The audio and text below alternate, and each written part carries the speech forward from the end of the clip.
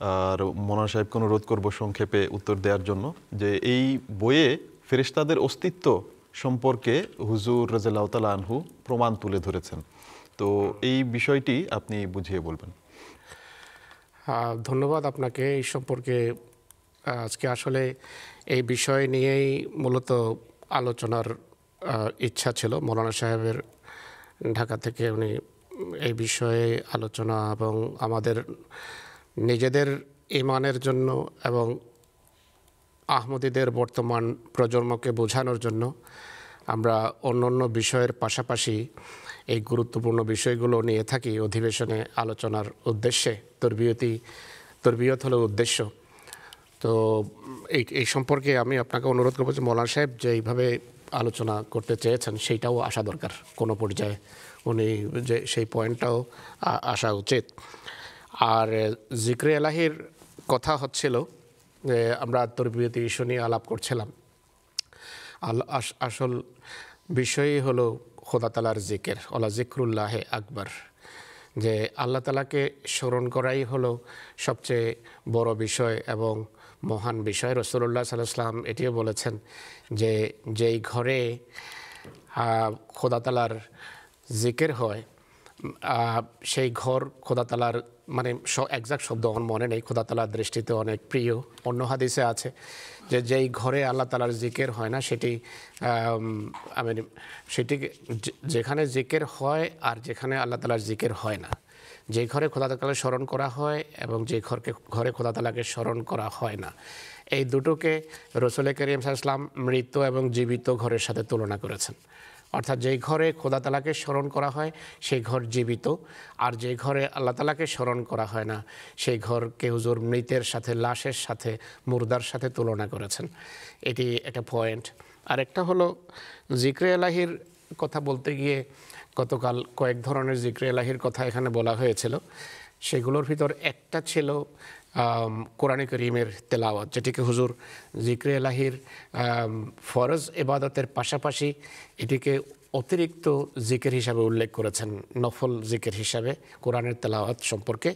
তো কোরআনে শরীফের তেলাওয়াত সম্পর্কেও হযরত খলিফাতুল মসিহ সানি তার এই পুস্তকে বিস্তারিত বলেছেন যে কোরআন কিভাবে তেলাওয়াত করতে হয়।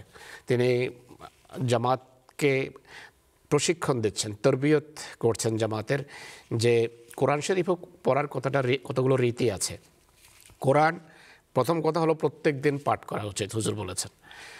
আর কোরআন এমন নয় যে সকালে উঠলাম আর কোরআন হঠাৎ করে খুলে কোনো জায়গা থেকে কয়েকটা লাইন পড়ে নিলাম, বা এক রুকু পড়লাম বা দুই রুকু পড়লাম।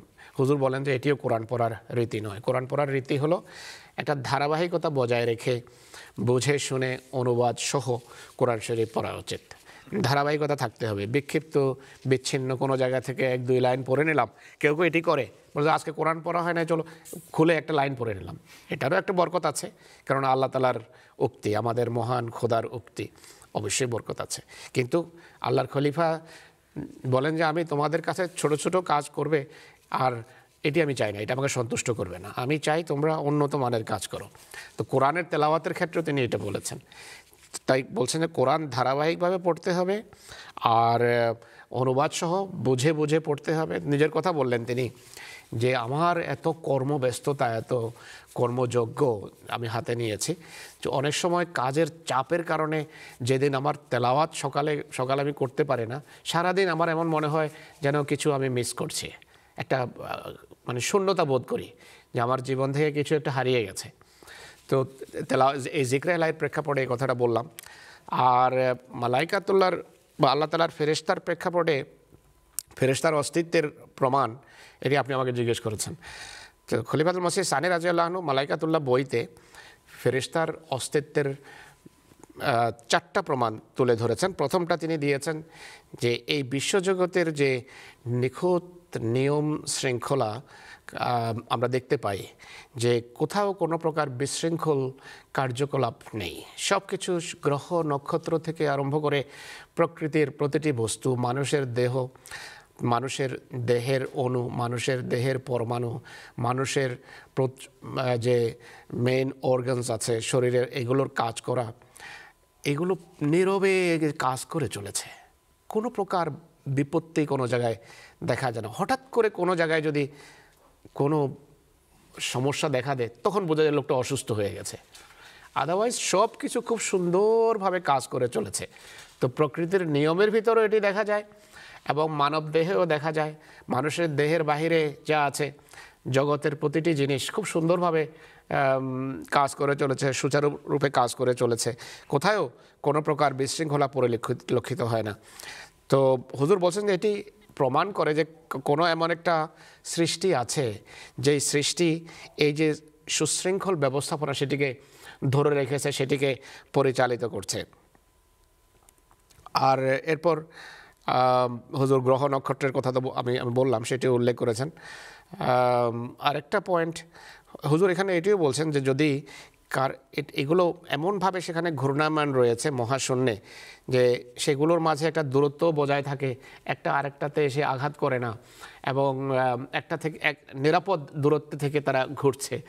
তো এই পৃথিবীর উপর বরং এই সংক্রান্ত আয়াতও আছে, হুজুরের মাথায় অবশ্যই আয়াতগুলো ছিল যে লাশামসু ইয়ামবাগি লাহা আন তুদরিকাল কামার ওয়ালাল লাইলু সাবিকুন নাহার কুল্লুন ফি ফালাকিন ইয়াসবাহুন, যে শামসু ইয়ামবাগি লাহা আন তুদরিকাল কামার, যে সূর্য কখনো চন্দ্রকে ধরতে পারে না। সূর্য এবং চন্দ্রের মাঝে একটা দূরত্ব বজায় আছে, সবাই নিজের কক্ষপথে ঘুরছে। আর কুল্লুম ফি ফালাকিন ইয়াসবাহুন, যে সেই মহাশূন্যে সেগুলো সন্তরণরত রয়েছে, সাঁতার কাটছে। তো এইগুলো হুজুর বলছেন যে এই যে নিখুঁত কার্যকলাপ, এটি কোনো একটা শক্তির দিকে ইঙ্গিত করছে, যে শক্তি এইগুলোকে ঠিক জায়গায় ধরে রাখার এবং ঠিকভাবে নিজেদের কার্য এবং কর্ম করে যাওয়ার পিছনে তাদের ভূমিকা রেখে চলেছে। এরপর হুজুর বেশ কিছু উদাহরণ দিয়েছেন, আমি লম্বা হয়ে যাব অনেক, আমি প্রথমে একটু নিয়ে নিয়েছি আপনাদের সময় জিকরে আল্লাহর কথা বলতে গিয়ে। আরও বেশ তিনি বলছেন প্রত্যেকটা জিনিসের উপর যে ফেরেশতার নিয়ন্ত্রণ কাজ করে এই বিষয়ে আমার ব্যক্তিগত অভিজ্ঞতাও রয়েছে।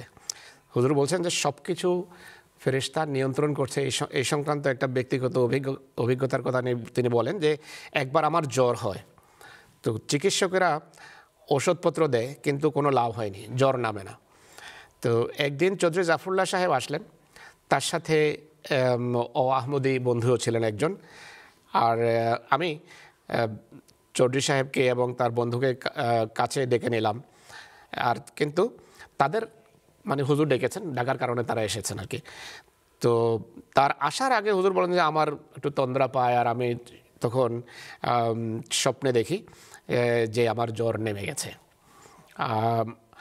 তো ডাক্তার সাহেব, চৌধুরী সাহেব এবং আহমদি বন্ধু ছাড়াও অন্য কয়েকজন আহমদি যখন আসলো, তখন আমি তাদেরকে সেই দিব্য দর্শনের কথা বললাম যে আমি এইটা কাশফে দেখেছি যে আমার জ্বর নেমে গেছে।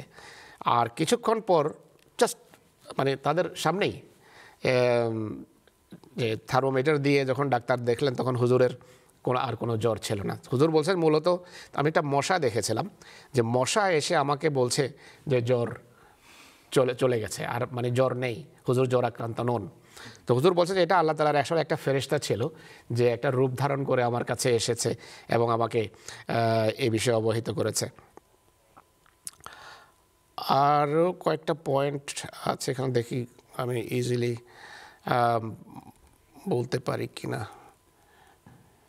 শেষ প্রশ্ন, এই যে শেষ পয়েন্টটা, হুজুর বলছেন যে অনেক সময় মানুষের জীবনে এমন হয় যে কাফেরদের জীবনে এমনটি হয়ে থাকে, নাস্তিকদের জীবনে অনেক এমন মুহূর্ত আসে। অনেক সময় নাস্তিকের এমন সব ঘটনা নাস্তিকেরা এটা লিপিবদ্ধ করেছে যে হঠাৎ করে তারা হৃদয়ে একটা গভীর আকর্ষণ বোধ করে যে আমাকে ওই জায়গায় যেতেই হবে। নাস্তিকও এটি অনুভব করে, একজন আস্তিকও অনুভব করে, আর কোনো কাফের বিশ্বাসী অবিশ্বাসী সবারই জীবনে এই ধরনের অভিজ্ঞতা আছে। এবং এই সম্পর্কে হুজুর বলছেন অনেক লেখা হয়েছে যে হঠাৎ করে একটা প্রবল টান অনুভব করে কোনো জায়গায় যাওয়ার, এবং সেখানে গিয়ে সে দেখে যে তার কোনো আত্মীয় স্বজন কোনো বিপদে পড়েছে এবং সে সমস্যার সম্মুখীন, বা কোনো জায়গায় গিয়ে দেখে যে তার এক আত্মীয় সেখানে মারা গেছে।